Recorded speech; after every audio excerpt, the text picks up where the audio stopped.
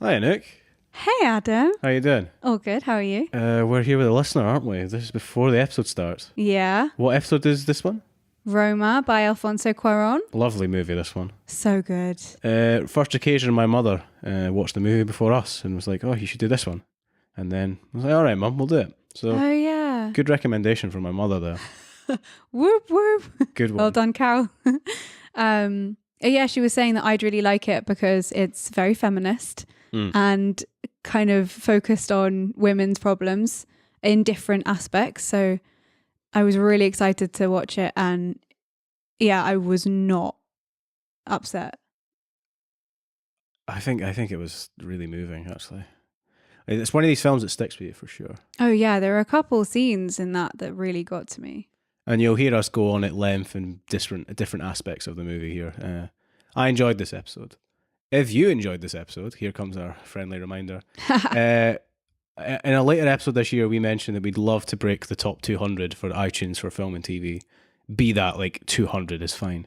The way to do that is if you could just, leave us a review wherever you listen. YouTube, iTunes, Podbean, whatever you listen to. They all help. I know I remind you at the end of every episode to do it, but we're just, we'd really love to keep going with the podcast because we think we've got something really good here.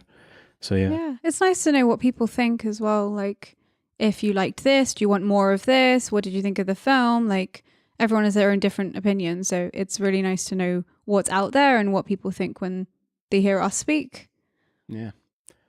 So yeah, if you could do that. And then the next voices you'll hear are us saying hello to you again and Yann entering the room. So bye for now, and you're about to meet us again. So enjoy the episode. Enjoy, guys. Hello, everyone. Bye. Hello. Welcome back to the Good, the Bad, and the Just Plain Standard podcast. Mm-hmm. Yeah, welcome back after... Yeah, this will be after the Icelandic episode that just came out. After a trek of a 3-hour podcast. I don't know if this will be the next episode out, but... No, you'll have... I do feel sound very weird. Anyway, you'll have Bandersnatch 1 and 2 first. Okay, cool. Awesome. 1 and 2. Yeah, after a very short episode then. Great. Today we're talking about... Well, we're starting, as we started last year, but we didn't finish it last year, the Oscar and BAFTA award season movies. Starting off today with Roma. Oh, directed by Alfonso Cuaron. Who listeners might know his work from Gravity and Son of Man are two. Children of Men. Children of Man, not Children of Men, sorry, Son of Man is another thing. And The Prisoner of Azkaban. Oh, yeah. You're kidding. Nope. Why didn't I know that? That's awesome. Sorry. He wrote and directed this, and his usual cinematographer was not available, so he also did the cinematography. Oh, Ooh, wow. interesting. Yeah, that's a lot of work. It was produced and released on Netflix, but it had a 3 weeks window in theaters to be eligible to Oscars, and it's nominated for 10 of them. Wow. It's like top billing. In BAFTA it's for that and Stars Born are the two big hitters, and The Favourite. I think those are the big three. Yeah. For Oscars, we've also got... Well, the BAFTA ones are Green Book, This, Roma, Star is Born, Black Klansman, and one other that I can't remember for BAFTA. I'd have to look it up, can't remember off the top of my head. But the other thing is because there's like 8 for the Academy Awards, and we know Black Panther is one for Best Film, yeah.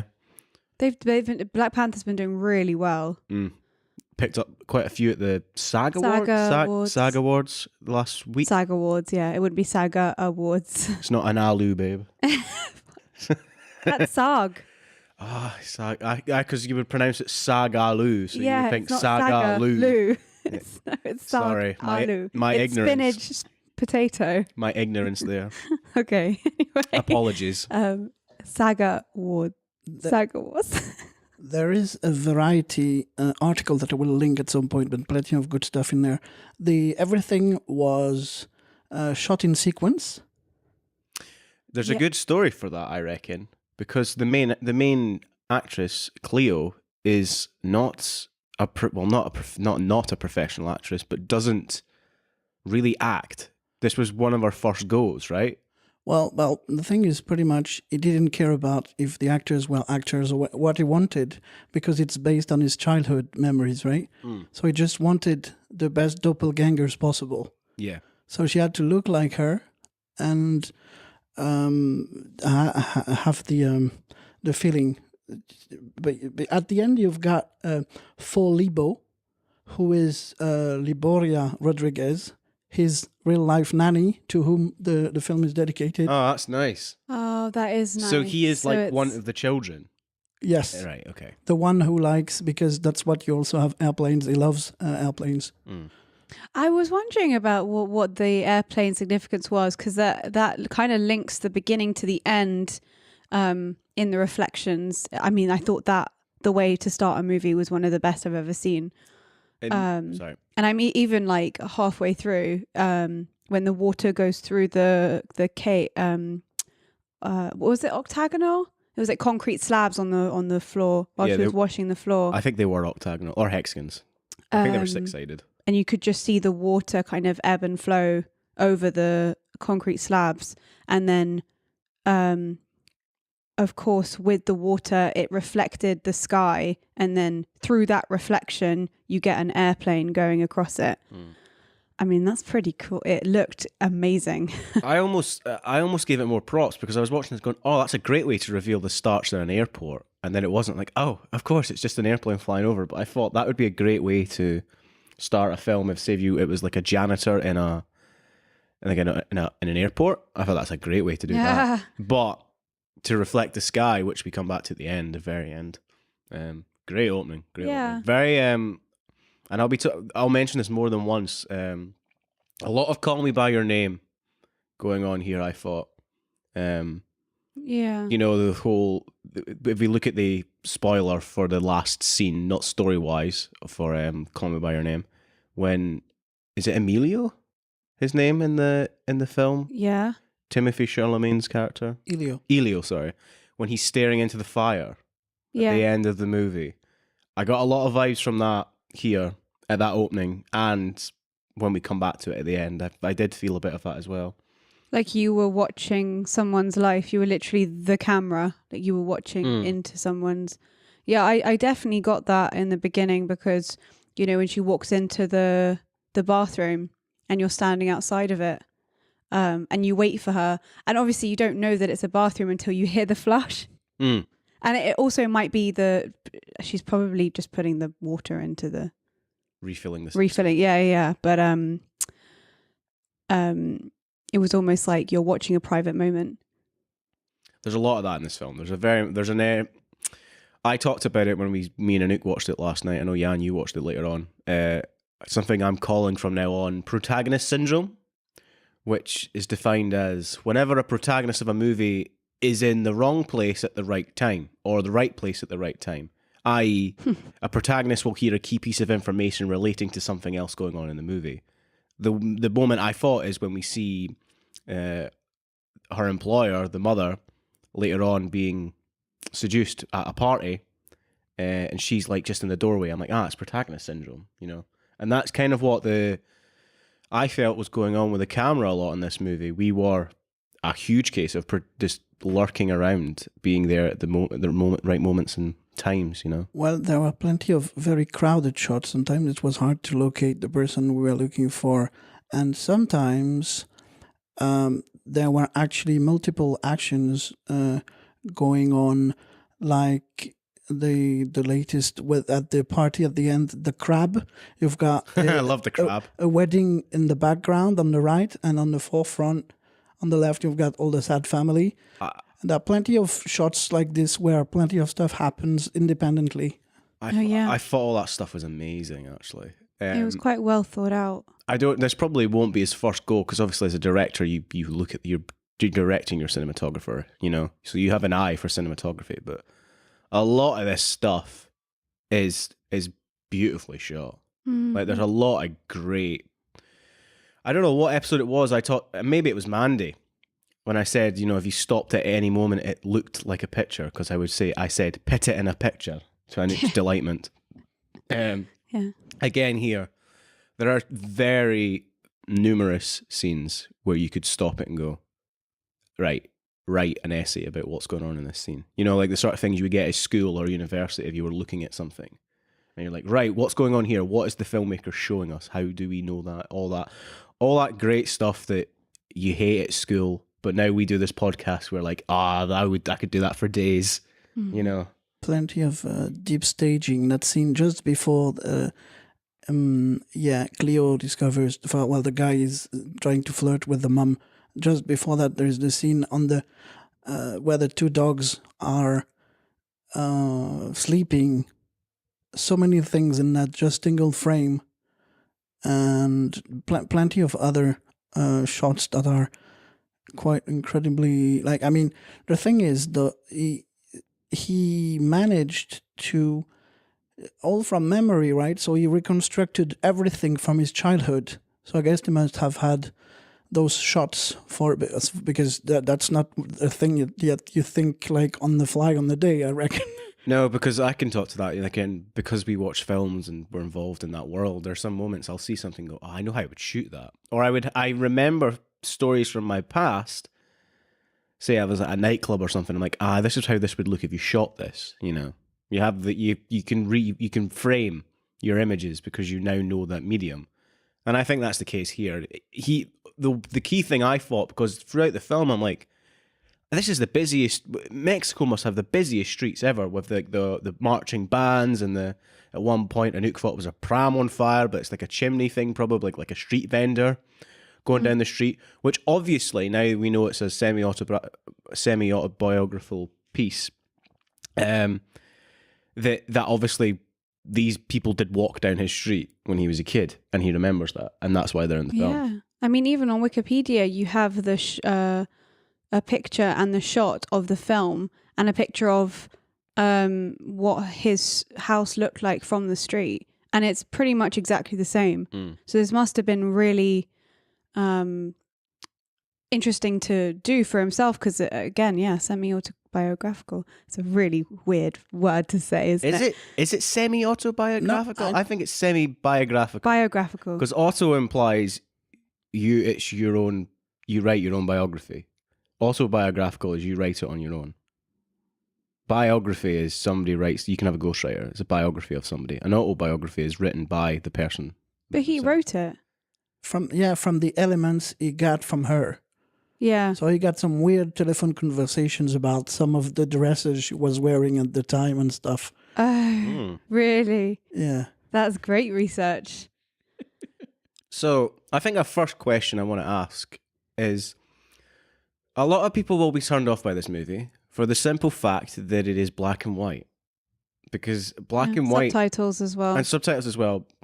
But black and white to some people, I don't know why people get annoyed by it, because unless it's predating coloured film, it's not a choice, it's black and white. So when you shoot something in black and white, it's clearly an artistic or story choice. So I'm curious, does anyone know, or what are our own opinions of why we think this is black and white? Mm-hmm. Go on, Yann. Oh, yeah, well, I think I know, he said. Uh-huh. I know I'm not entirely sure, because that's probably how we remembered things in black and white. No, I'm not entirely sure.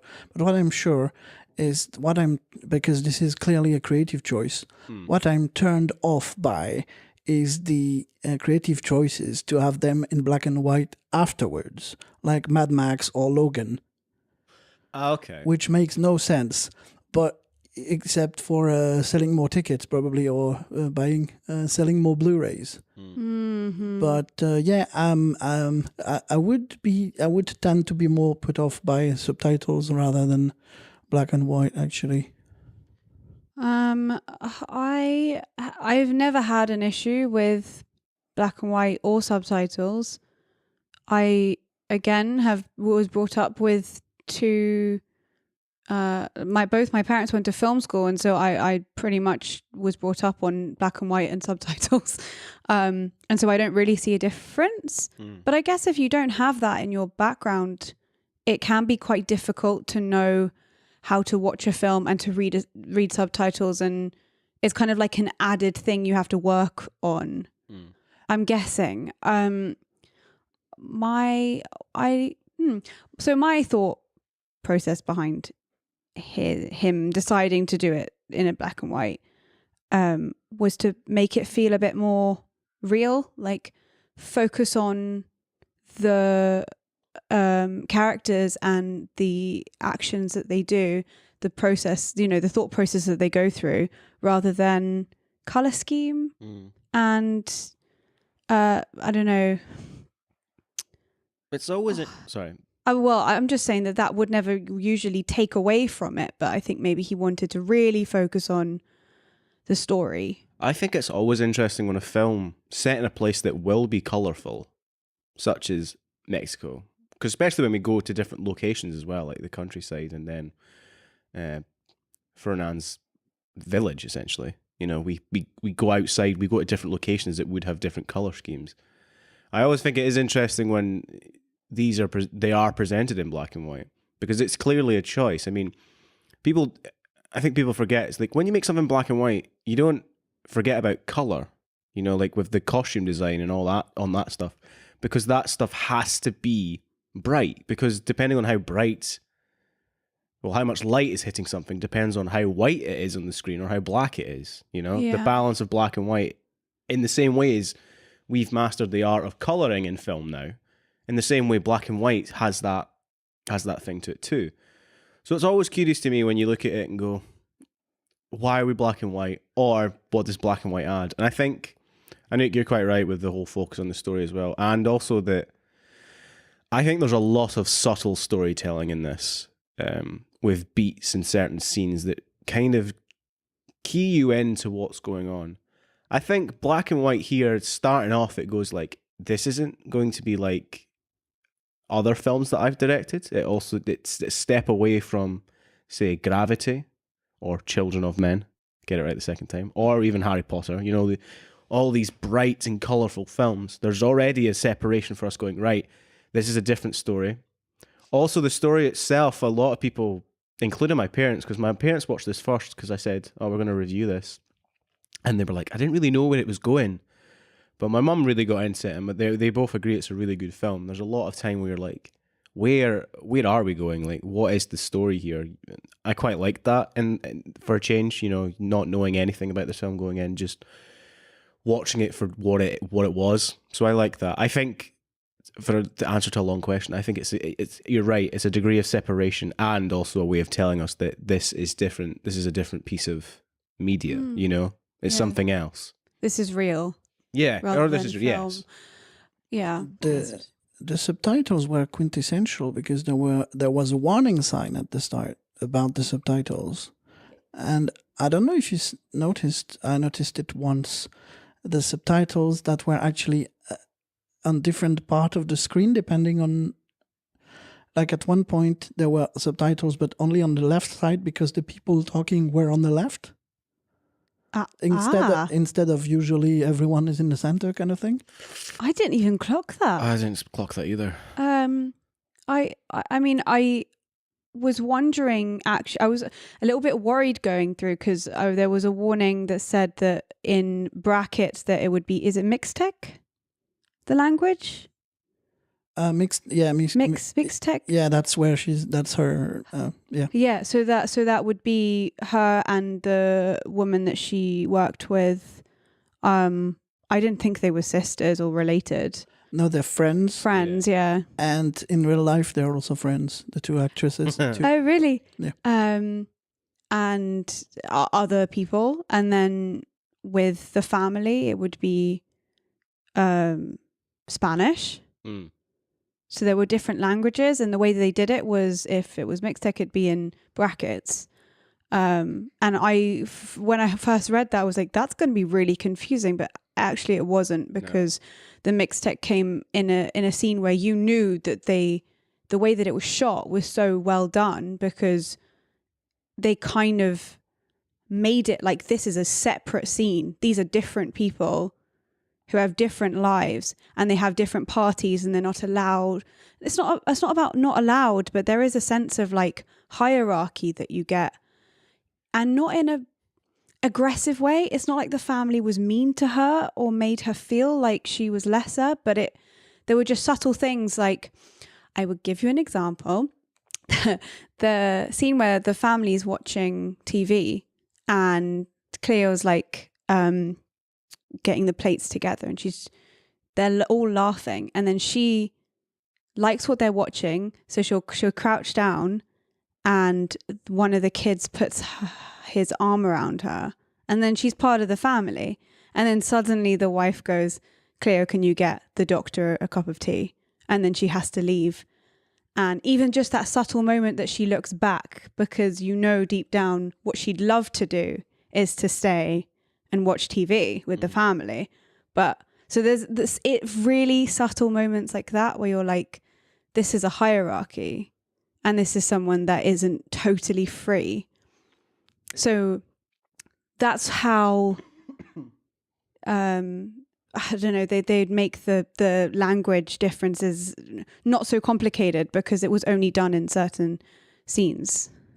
I hope that Adam noticed the wing of the thigh. Yes, I did. So it was a film called La Grande Vadrouille, which is with the same actor. I spotted him. I turned to Anouk and went, because that's, right, for context for listeners, because that review won't be out yet, we are doing an episode way later called The Wing or the Thigh, which is a French movie that I thought was another really powerful French movie, but it wasn't. So I went into this film expecting this masterpiece of like coming of age, and it was essentially a French, what in Britain we would call a carry-on movie. And I was just, I was hard on it, and two, I was annoyed because it wasn't the film I wanted. Anyway, in the scene where Cleo tells Fermin she's pregnant and he leaves, which is a very important scene, I'm looking in the background because I recognise the actor going, hang on, that's the guy from A Wig or a Fi. Yeah. It was tough as well because, I mean, immediately I was like, I don't recognise him. So I was like, no. But also, this is a really important scene. Like, I can't be focusing on that right now. But, oh, dear. It'd be interesting to see, did you guys know or think that he would leave and not come back? Or were you surprised? Or I didn't realize right away that was related. No. Okay. Adam? Yeah, I knew it. So did I. The way it's kind of sad. It's not that, it's the way he handles her telling it. It's not the fact that he leaves, like, to go to the bathroom, even though she goes, the film's almost over, which is the big key.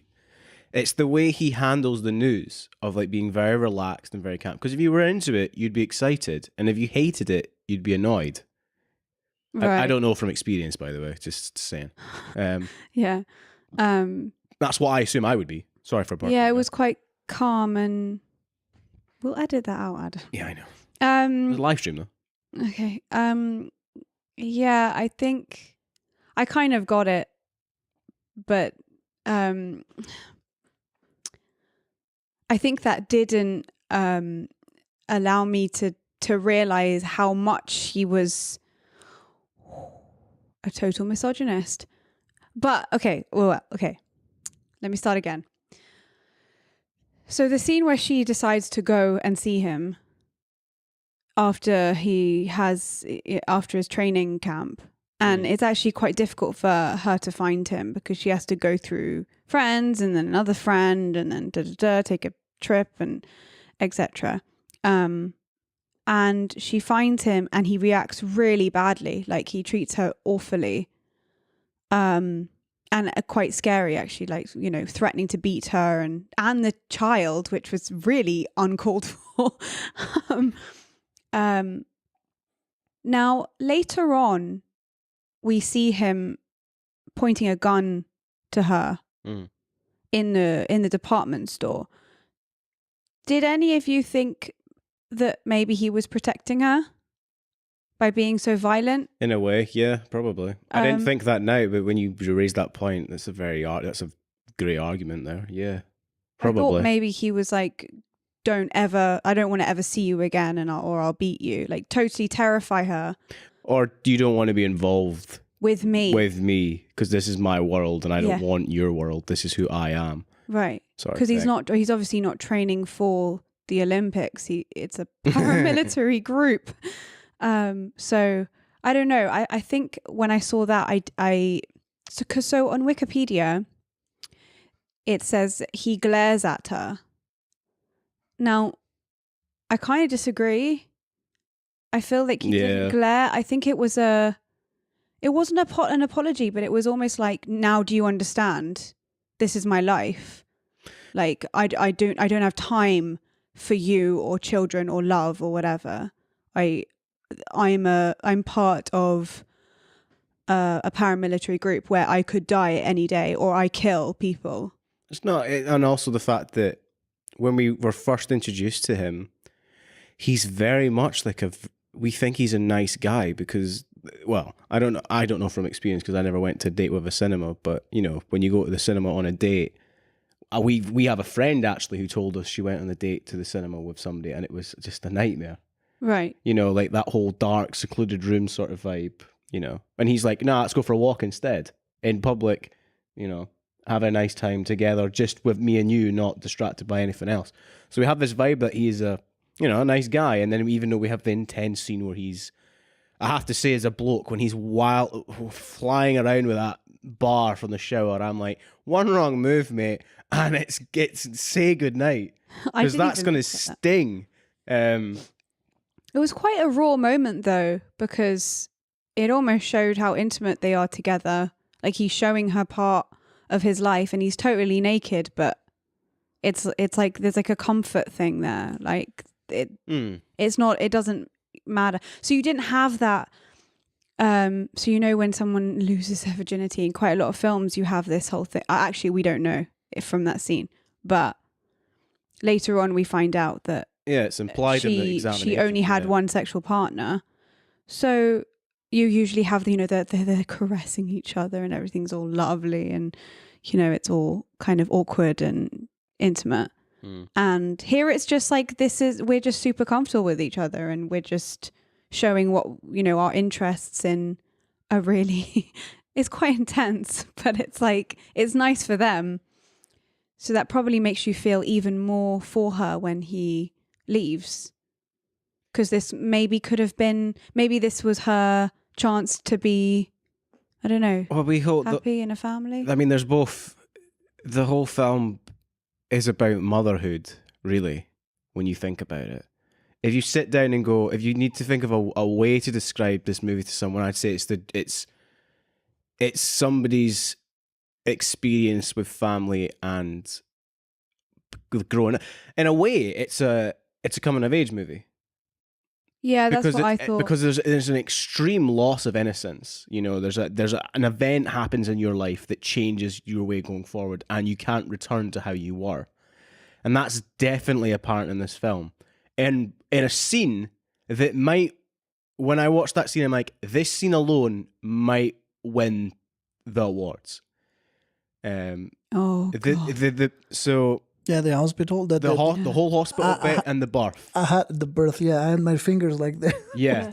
Wow, okay. That scene alone will probably win best cinematography, probably, if it's up in cinematography. I wouldn't be surprised. And actually, I haven't seen any of the other nominations yet, but as a performance as from an actress, that scene was pretty good. Just like the chest busting in Alien, nobody knew about it coming. So they had the script coming daily. Oh, wow, okay. So she only learned about it on the day. Oh, well done, her. Bloody hell. I mean, that is... I don't know if we never really talked about this, because we've never really had it before, when somebody that isn't a professional... I hate that phrase in this circumstance, because she is a professional actress now, because she's in this film, and that's, you know, professional work. Well, I think, because I watched it, was it Jimmy Fallon? Probably, yeah. And she talks about how she's a teacher. She's not an actress. Yeah. Obviously being translated, she doesn't speak any English, so it was all in Spanish. But she was basically saying that her sister wanted to audition, and because her sister is pregnant, she couldn't. So she talked her into auditioning, and she got the part. Wow. But it is interesting actually learning about how her sister is pregnant. She might have took on that. There's a lot of time in this film I was thinking about Victoria. A lot, actually. Because there's quite a lot of panning shots, aren't there, and like long shots. Yeah, and again with the sense of losing innocence and a lot of stuff it's apparent in Victoria. Even some in the cases, the one shots the one shots that are on the track that follow her down a street or even on the beach. There's loads of them which are really nice. I really like them, in the sense that in Victoria, that actress who is a professional actress had that air of being able to play somebody that didn't feel like it was an actor. You know, when you watch some people and it's, even though they're being the part, you know that they're an actor and that you can't break that illusion. I didn't know that she wasn't a professional actress. But in most of these scenes, I was amazed of how real and how much of a normal person, like a real person she was. And that was there in Victoria as well. But I think that scene alone, I think not being aware, as some actors might be of themselves and how they look, and trying to do all the art of business on screen, the rawness of how real and how normal it is it looks. And I don't mean normal because it's not a normal situation having a stillbirth. The not letting go of the child, like you're like, of course you wouldn't. Because whereas an actor, I know, because I know in the script I let go, somewhere in myself I know that I will let go of this child, but there's this rawness that's really adds to that scene, I think. Yeah, it's like it depends on what you want as a director. When you're casting, you have to know what that actor will bring to your scene, and obviously she was able to bring a sense of realism to it, where I think you are made to feel uncomfortable because the whole time you want that camera to move away, but you watch the whole thing, like you see that baby. You like, I was shocked. I was absolutely shocked. Am I screaming? That the camera didn't pan away, and also wrapping up the baby. Yeah. In the background. Yeah. And what's even worse is that this is all happening. She did this so well. While she's in pain, and the doctor's saying, like, your placenta's coming. Sorry, this is going to get quite gruesome, but placenta's coming out, and also I'm going to stitch you up. So she's being stitched up, and as soon as has ended, he hands her dead baby to say goodbye to. It's like, I have never seen. The whole time I was like, please fade to black or something. Everything shut down, please. I don't want to watch anymore. And I feel, when you feel the tears coming, I didn't. Literally just, tears were just falling, like in that split second. As soon as you see that baby, I was like, both me and Adam hands just went straight over our mouths. Like, okay, they're going to force us to watch this. Oh, wow. I talk about it before with scoring and music in films a lot, because I love music and all that jazz. I know, that's jazz. Yeah, but I'd have to watch it again to be certain, but I do not think there is score over this at all. I think this scene is silent. The only stuff going on is Foley. You know, machines beeping, surgeons and nurses speaking. I don't think there is any music. Her sobbing. That in itself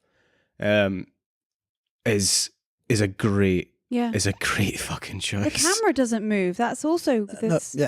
One single shot with her in focus on the foreground and the baby out of focus in the background. I mean the realism. Realism is the wrong word. The reality of just the doctor doing it 3 times and then that's it. You know, like if it was like clear and all, you know, the images we have of like trying to revive somebody from death is met with what probably is the reality. Yeah, because people as doctors, they do this every day, and this will not, sadly, that will not be the only stillborn child probably born that day in that hospital. No, you know.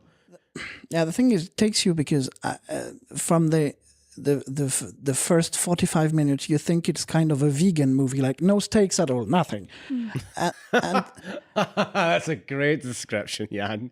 Oh my goodness. Could that be a thing that we say it's a vegan movie? No stakes. There's no stakes in this movie. It's a vegan movie. That's terrible. It's terrible. Yeah, but it's very good. Oh my goodness. But- it took me a while to hit, and I was like, why is Adam reacting? Oh, wait, Hey, I got it. Yann, how long did you work on that joke? Well, I thought about including it here, but I thought about this a while ago. Good. It's great. Sorry, carry on. 45 minutes is when the cinema with the wing of the thigh. So when she learns that she's no longer with the Fermin, and so it took me a while to get in because it's slow and you've got like the camera panning from right to left slowly, from left to right slowly, and you feel that the actors are just trying to follow what's happening. But it's lovely. And what I wanted to say, touch on something we just talked about earlier about the fact that she's in the family, but not really. Something I said a long time ago, and which was entirely wrong. So in Morocco, the Pieds Noirs, so the French that were there or still there, they always had maids. And I'm not entirely sure, I don't think they were ever in the family, but what I'd like to correct is that when I said that my grandparents, they were expelled, no, they were not. It's only in Algeria that they were expelled, because if they didn't leave, it was death. In Morocco, they just left. We're not sure why. Okay. Wow, okay. Yeah, we're not sure why they left to this day, but yeah. Yeah, because you think of, when I think you think French Algerian, that phrase to me is in a historic mind. I'm like, that rings a bell, even though I don't know anything about that time and period in history. But French Morocco, I've never thought about, but clearly, obviously, is, you know. But anyway, it's one of a strong. It felt like a little mouse in a little hole watching the life of those people. Yeah, spying a bit. Yeah, it felt kind of invasive, and I think that's probably why that I don't know what to call it. That pregnancy, giving birth scene was so intense because it is like you're in that scene, and also I think you kind of grow to like this person, this character you've kind of watched through quite a lot of the turning points in her life. And then she's going through this horrific thing. And you also think because she's so quiet and innocent and she kind of just gets on with the things that she does, like her work and the family and the kids, etc. You don't actually know how she's going to handle this either. And that's what I was quite interested to see. Does she totally freak out? Does she leave? Does she just get even more silent? Does she just carry on? Like how... And I think that's kudos to everyone involved because you are interested to see how she'll deal with, you know, her daughter not ever being alive. Well, outside the stomach. I don't know if it's implied, but somewhere in the back of my mind, when after the scene in the furniture store where she sees Fernand and he points the gun and Fermin, and her water breaks. I don't know if anyone else got this feel, but I definitely got a bit of premature, right? I know she looks quite big in the shots leading up to that. Like, she is heavily pregnant, but did anyone else get that vibe of like that was I don't know how the body works, but I know if you're stressed, you can get stomach upsets. So I imagine in the same sense, if you're in a super stressful situation, you can induce your own labor, essentially. Definitely. For sure, right. Yeah. And also, it seemed like she didn't really get that much rest. So she probably didn't look after herself as well as maybe someone else would. I think it's also interesting. I know it's semi-biographical, but putting her in totally involved in a family that has 5 kids is an interesting watch, because as much as you're like, oh, she's surrounded by kids, like that can, she's surrounded by people, so it's more she can carry on with her life. it's also a constant reminder that your child didn't make it. And that's quite an interesting dynamic because I don't know. I feel like every single decision, every single moment that, okay, this could go this way or that way, I actually had no idea where it would go. No. Like maybe Fermine stays. Maybe she loses the baby at one point. I also even turned to Adam and, you know, when that slow pan down of her body, when it's like she touches her stomach. Oh, yeah. I actually for a second thought, is that going to be blood rather than her water breaking? Because I literally had no idea where this film was going. But honestly, as soon as she got into the operating room, I was not expecting stillborn. I think it's nice that, sadly, he's no longer with us, Bernardo Bertolucci. Bernardo Bertolucci. And on Call Me By Your Name and Stealing Beauty. Yeah, that is directed by him, right? Yeah. Call Me By Your Name. No. My name is Luca Guadagnino. That's right, because in the episode we talk, he was inspired by his work on Stealing Beauty. Yeah. That's right. Okay, so I made myself right.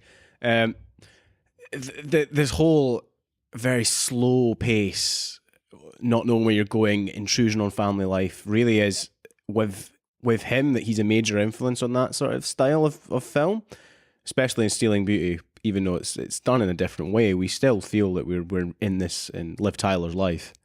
And then carried on in obviously with Timothée Chalamet and Arnie Hammer in Call Me By Your Name as well. That whole like we don't know where it's going. So it's nice to see that style of storytelling is A, still around, and B, will never fade, because it is an interesting way to tell a story, especially when it's about real people in a real world, when there's no fictionalized story made up, you know, in the sense of that, you know, like the child has superpowers or whatever, like some fictitious adding on to making it a different sort of story. Whereas this is a story that can happen to anyone. About a water breaking, the thing is, as it's black and white, you don't know right away if it's blood. That's true as well. Or water. Yeah, I mean, I mean, maybe that was part of the reason. It was kind of like, that could be red or that could be something else. Yeah. Like, I mean, of course you have the grading of black and white. And so you could tell that it wasn't like deep, deep, deep red. But then again, I mean, who the whole time, especially because as soon as you get to everything is difficult by that point, actually. Not that her life was super easy before, but there was a sense of like ease and happiness, innocence, and also even routine. Like things were difficult because she'd have to wake up and early, and her life wasn't totally free, and she'd had to work a lot, and you know, but there was a sense of like she knew what she was doing. And then as soon as that happens, it's almost like that protest makes everything difficult.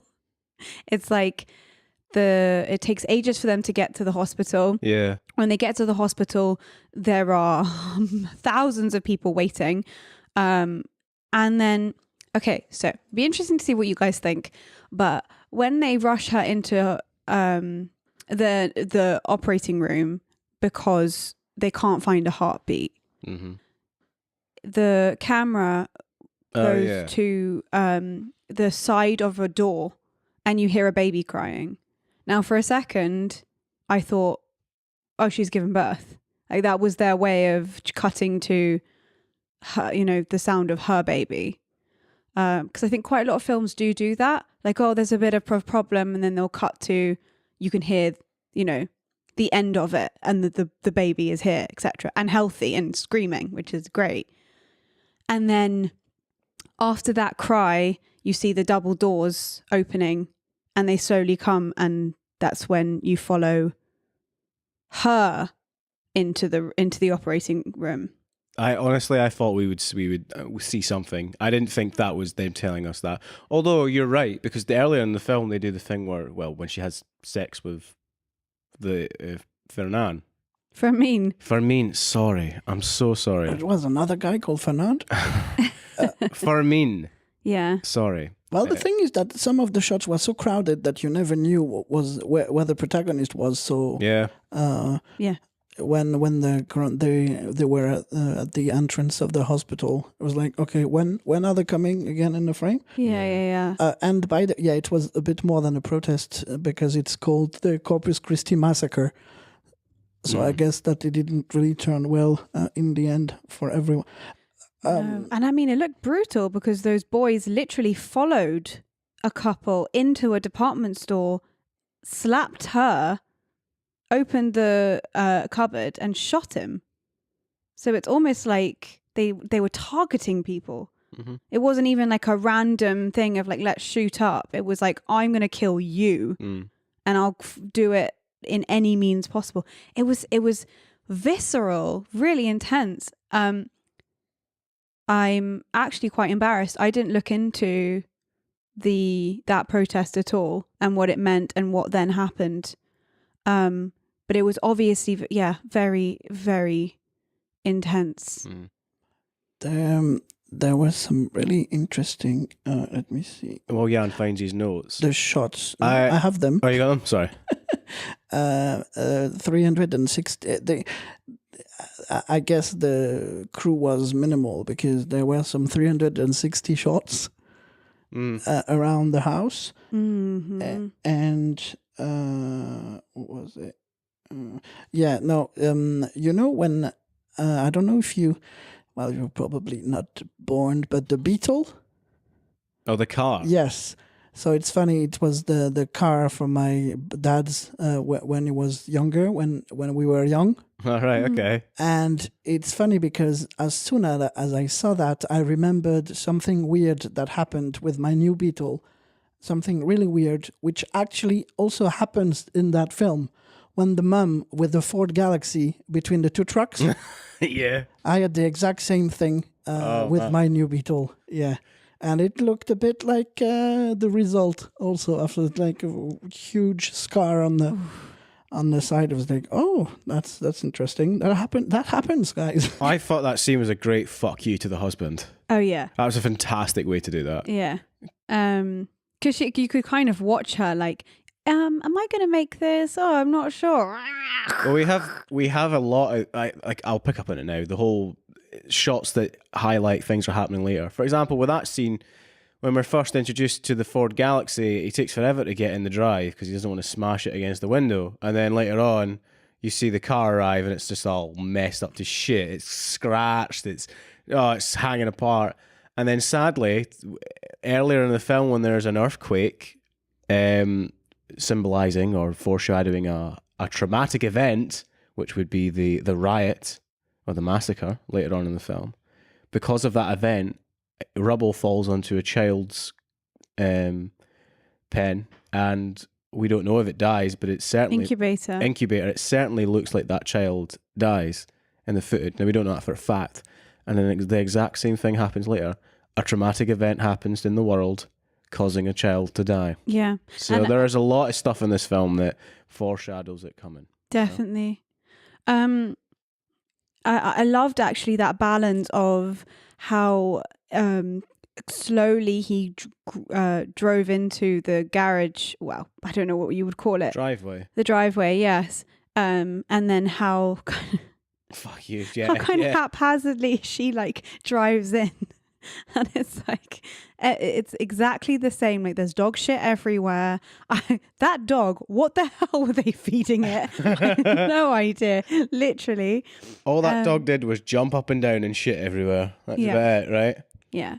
Yeah. It seemed, I was just going to add that there were quite a lot of balancing moments again where you had, of course, her husband cheating on her, obviously, or like leaving, and there's definitely a divorce happening. And really beautifully done. Like nothing was said, nothing was really, there were fights, but it wasn't kind of dramatic and plates being thrashed around. It was more a quick hug from what is her name in the mother? What's her name in the film? Oh, I don't know. I don't remember. It's hardly ever mentioned because she's always mum or whatever. Mama. Rach? No, I don't know. I'm not sure. Oh dear. Played by Marina del Telvira, and she basically just hugs him really, really quickly, and it's obviously that she's totally distraught. And then he kind of pulls her away and says, "I'll be back in a few weeks," and then just gets in the car and drives away. And she watches him go, and she's sobbing. We never see him again. We never saw. Well, we see the next times. Well, with the family, I should specify. Well, in a happy environment, because the next time we see him, he's obviously cheating because he's with the other woman. What I meant was the fact we never see him in the family context again. We see him running out. We see him running out of the cinema, and we see him later in the hospital. That's the only other 2 times we see him, really. Yeah. Yeah, so it's kind of it seems like there are quite a lot of, there are maybe 3 or 4 scenes where men treat women badly, which it's like it's a common theme, but in very different ways, which I thought was very interesting. I said that the vegan movie started at 45 minutes. That ended at 45 minutes. But that's not with the cinema scene. That's actually, so in this, they shy away from the actual, from stuff. So when you've got the mother and her mother saying like, when they ask about their dad, well, say he's on a business trip. Stay calm. You have to be strong with the children and everything. Okay, mom. It's the camera is on. So if you didn't have the subtitles, you wouldn't get that probably. Mm-hmm. Because the camera is on the kids outside being picked up by Cleo, and then comes back. It's very subtly. It's said rather than that shown. Yes, but in an interesting shying away from it kind of way. Just like when when the mom is speaking to a doctor friend of hers, and then the camera switches from this to Cleo arriving with the grandma. Yeah. Earlier, I'll give me a minute. I'll just finish with the doctor there. Yeah. There's lots of things I think people don't really focus on, like the fact that he stops sending them money, and how do they deal with, the bills and the house, and she's got 5 kids. 5 kids? No, I think 4. 4 kids. 4 kids, and there was a friend at one point. I think it's like the brother. Let me see. 2 brothers, 1 sister. I think is that. 3 no, there brothers. is 3 because the car is including Cleo. Yeah, there's 3 kids.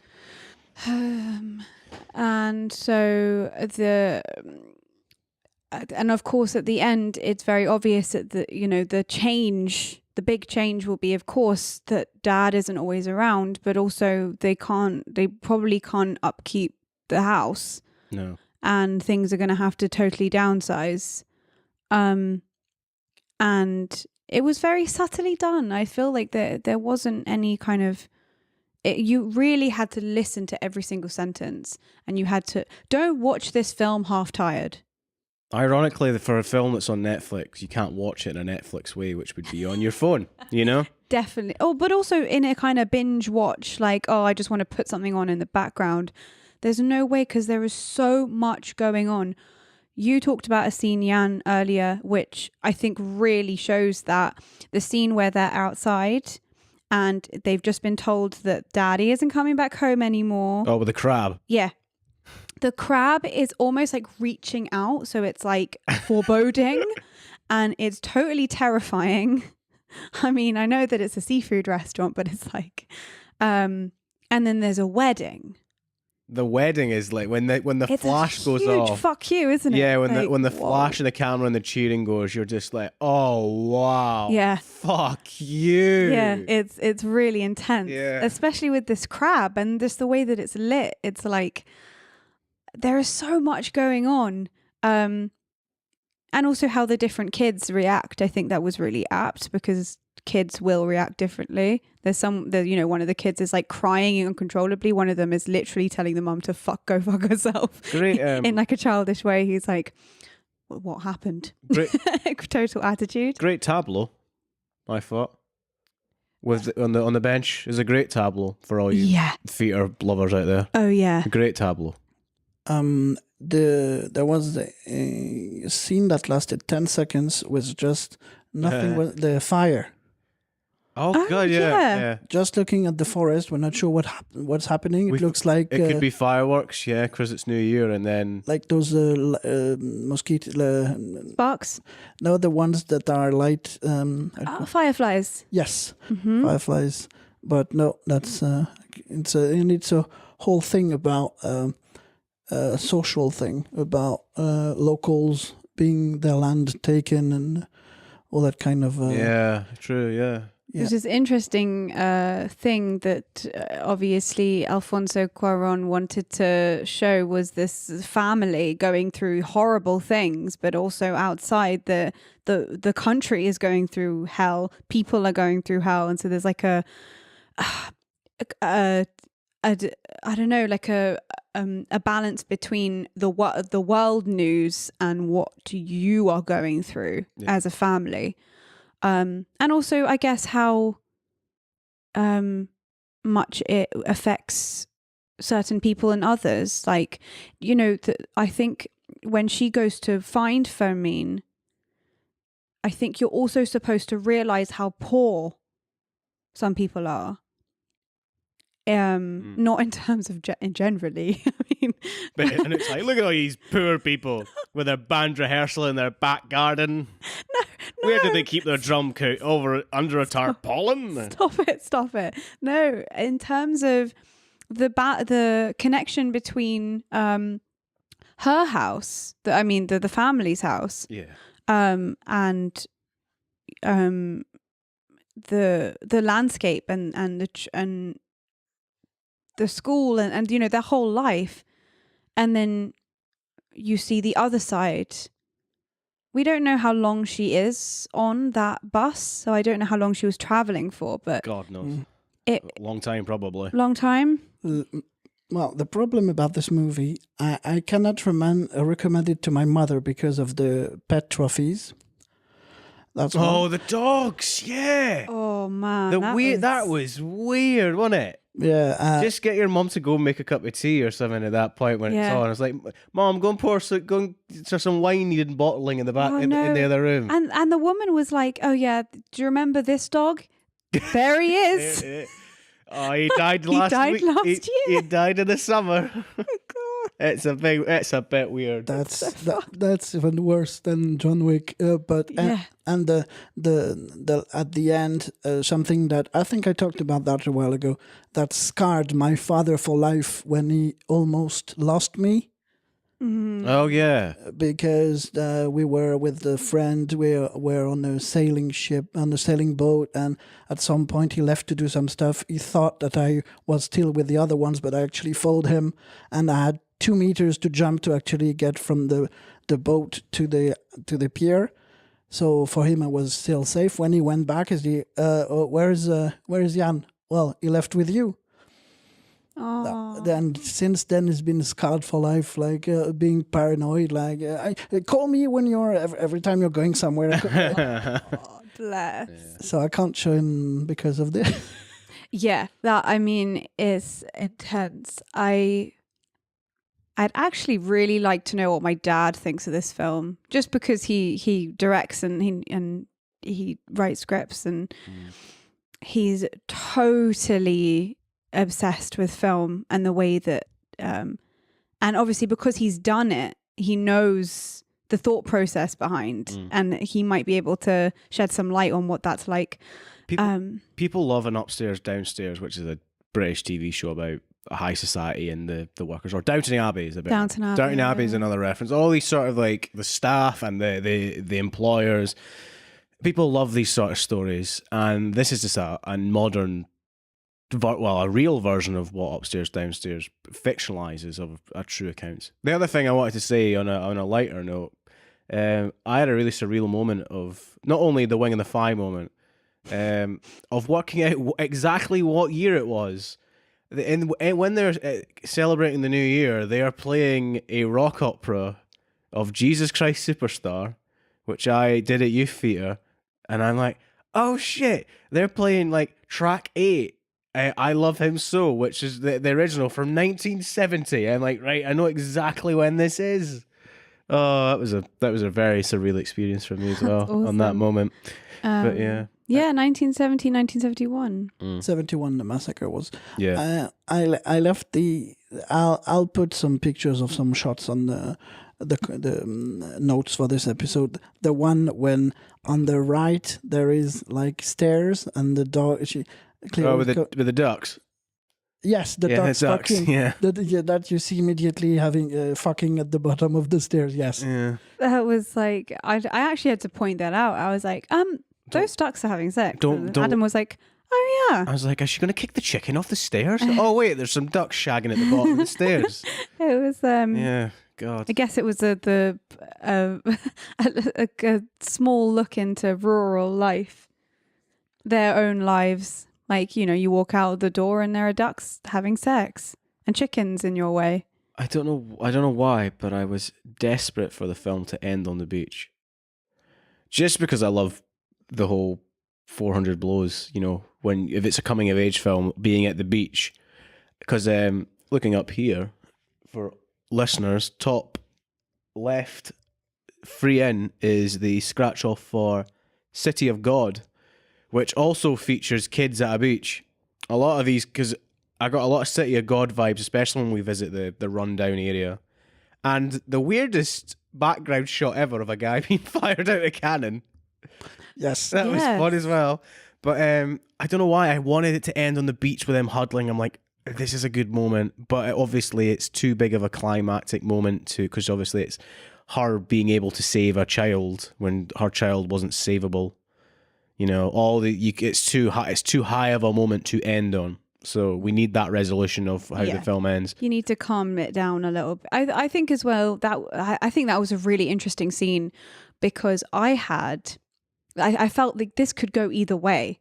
Like as soon as you have, you know, a mother going, "Don't stray the path," you're like, "Oh God, they're going to stray the path, aren't they?" Mm-hmm. And I honestly thought, "Oh God, there's another kid going to drown. Is she going to blame Cleo?" Like I had all sorts of paths going through my head. Like this could go any different way. Yeah. But what was interesting is that you see a little bit of so you know when you go through something that is horrible and you kind of also then purge the feelings that you like repressed inside from years ago as well.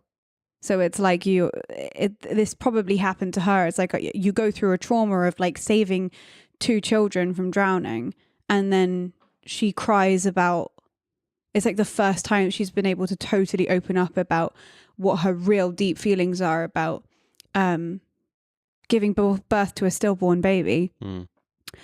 And she the first thing she repeats is, "I didn't want her." So it's almost like she blames herself. It's like, if I didn't want her to be born and then she wasn't, how do I reconcile that? And then of course you have this outpouring of love from the family that she's part of, because which was nice because it's like you are part of the family. Like as much as there is hierarchy and there are so many problems, that was actually quite a nice moment to end on, you know, because it also brings it back to the beginning. Like hopefully one day life will go back to normal. So you also do think that, you know, this family is probably this is not the last adventure they'll go through, because there are talk about them being broke, or at least they can't afford the things that they did before. So there are a lot of changes that are going to happen, but it kind of goes back to the beginning. So yeah, I thought that was quite a nice ending. The last thing I've got, notes wise, and really, because I think we've talked about it a lot, actually, and liked quite well. I'm quite proud of that. Is the 1 hour. an hour? Whew, nearly. One day will be an hour. Is the almost less than a minute scene of the astronauts in space, the gravity reference. Oh yeah. I don't know if George Clooney's character is called Vinny. No, that's marooned, isn't it? Isn't that the Marooned? Yeah. Marooned, yeah, but it's clearly an homage to Gravity that the guy directs. He was inspired by Marooned to direct Gravity. Ah, right, okay. Yeah. Right, got you. Sorry, I haven't seen Marooned, so my mistake. I think, yeah. I think it's quite ironic that it's actually filmed on 65 millimeters, but the only way you can see it is on Netflix. So on small phones or TVs. Which is Mental, on it. Yeah. The world's changing, you The know. world is changing. Do you think it's sad in a way that a film like this... It would not have been made in Hollywood, so at least it exists. Yeah. That's what the director says. I mean, he's really happy that it's done that way. And it links to our episode with Paul, you know, distribution. And even with Alan and Tommy, you know, something with limited release. Of course. It's like there's just some things that should... Like, this is a brilliant film Yeah. that should be out there. Yeah. But it's not. And it's because of Netflix that it will be seen by many people, you know. Yeah. I think it's funny as well because I think we've spoken about this before, but we've done a play where one of the lines is, you know, I was in a film that went straight to Netflix. Do you know how bad that is? Oh, Caroline and Troika, yeah. Yeah. And actually nowadays, no. It's kind of changed. Like maybe straight to Netflix I can understand because that obviously doesn't get the same distribution. But actually it's probably changing towards if you go straight to Netflix, it's not as bad as it used to be. And that was only 3 years ago. So it's changing dramatically. Look, Netflix wants good things on its platform. Of course. Because if you look at some of the dirge, there's a good word for you. If it's on Netflix. Me and Yann recently I watched the last 30 minutes. Yann watched the whole bloody thing. If it was a... Oh God. It was a Little Mermaid thing, but it wasn't a Little Mermaid. It was just a mermaid, and it was a story about freeing a mermaid. And it was also Titanic because it was a woman, and Troll 2 because it was a guy reading the story to a younger child. Anyway, it was dirge, and it didn't say Netflix film, which is different, but it was on Netflix. I think the idea of Netflix having their own studio and wealth of movies that are Netflix films. Yeah, they have good documentaries, don't they? Netflix original documentary usually is really good. Wasn't that last year that Icarus? Exactly. Won for best documentary. Exactly. So that's the thing. That's that, and also things like that will make Netflix's what's it called? Platform become even higher. Viable. Yeah, it will become more viable. Exactly. Thank you. Yann, you were going to say something. Sorry. It's been touched a bit. Now it's no longer just a $1 DVD bin. Netflix now they're producing their own stuff, and Prime followed, and YouTube. Yeah, they've gone from being a bargain bin in a cheap shop or gas station to becoming what used to be Blockbuster. You know, and now the next step is becoming their own studio. Yeah. Like in a Marvel or Warner Brothers or any of these massive studio. You know, they're growing exponentially.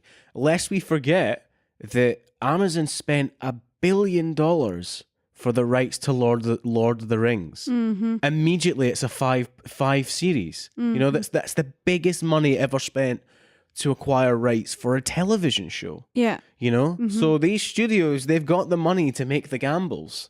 You know? Yeah, it's not a down thing on your career anymore if you're on Netflix. It actually probably will just keep going up and up and up. Yeah. Cool. I mean, the one thing that this might be a different episode, but whatever, is Insatiable. coming out and causing such a ruckus. Totally, understandably, this isn't just, online Twitter mob going mental for no reason.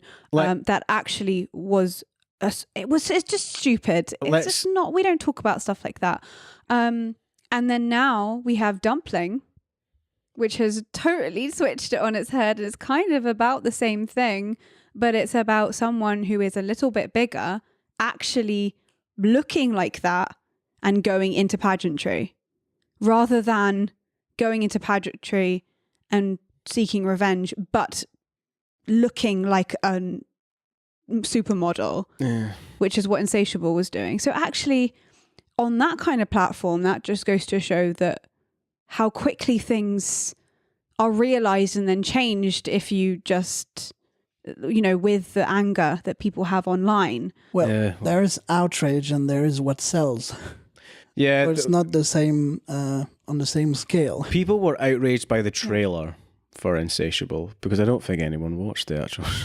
I'm joking. I watched one episode. I watched one episode and well, I just found it really insulting. Just rubbish. Because as much as I understand that, the ugly duckling story is very, it's a great story to tell. Well, it's rags to riches. Right, but rags to riches stories are everywhere. Because, right, okay, but yeah, fine. But it's about the fact that Netflix put something out and now it has something that everyone loves. It just goes to show how much it's in everyone's lives and that actually things can change very quickly. And like it, I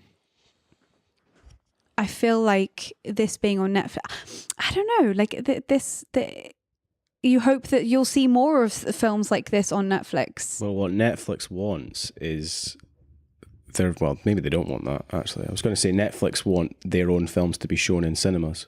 Well, which I was going to say, do they want? But then I'm like, no. And then I thought, like, yeah, they do because they would get the money because they're the production company. Yeah, they would get the distribution money. Rights because it's, yeah. And some chains just don't want to have them just for 3 weeks. Like AMC refused to have Roma. And there is another one, Regal, I think, also. Really? What a shame.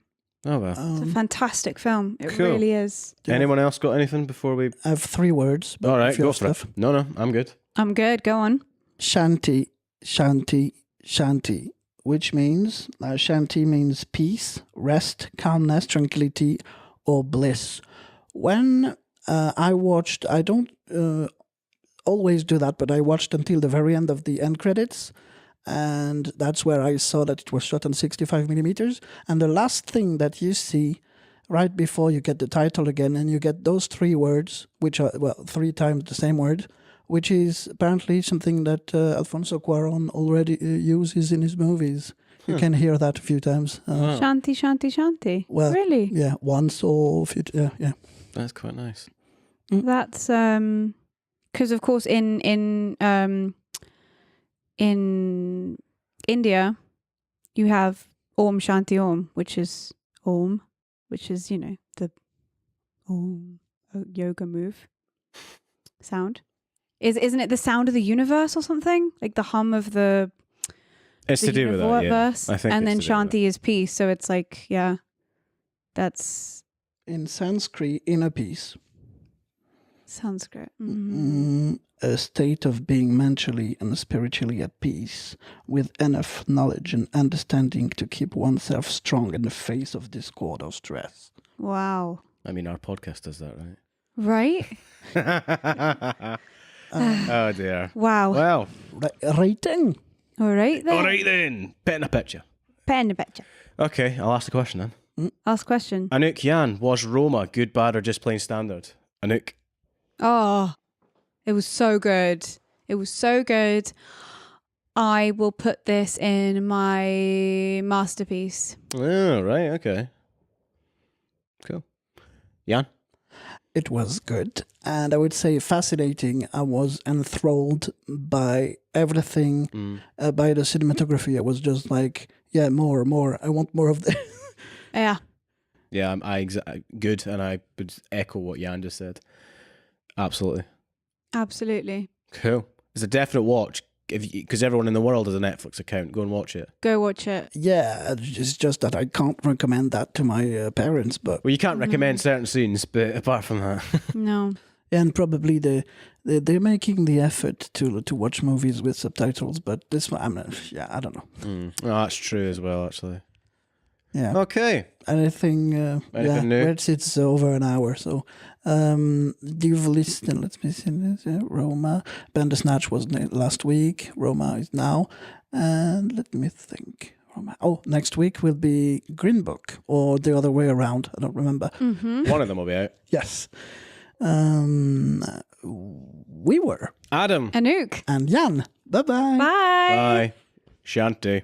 Shanti. Thank you for listening to another episode of The Good, The Bad and The Just Plain Standard podcast. If you like what you heard, you can leave us a review via iTunes. If you want to keep up to date with what we're doing, you can check us out on Facebook and Instagram at Good, Bad, Standard Podcast on both platforms. If you fancy seeing the live streams that we talk about on the podcast, they can be found on youtube.com. You search for Milk in a Wineglass. There are other bits and bobs on there too, just to see what Yann's up to during the week. And if you really like us, like really, really like us, why don't you head on over to patreon.com/goodbadstandardpodcast and have a look if you want to support us. Any small donation is appreciated.